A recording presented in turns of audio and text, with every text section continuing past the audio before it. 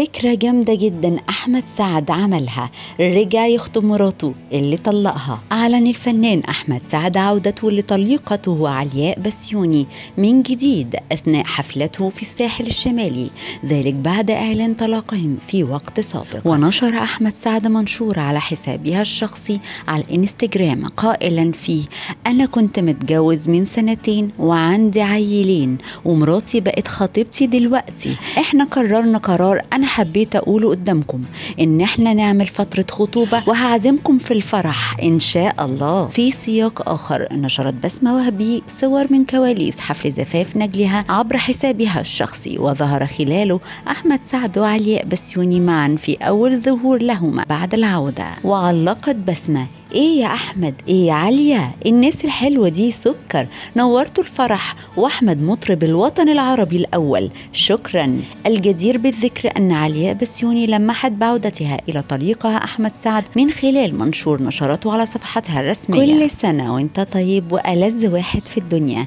كل سنة وانت احلى حاجة في حياتنا، كل سنة وانت طيب يا حمادة. انتوا بقى ايه رأيكم في الفكرة المجنونة دي؟ لا بجد حلوة.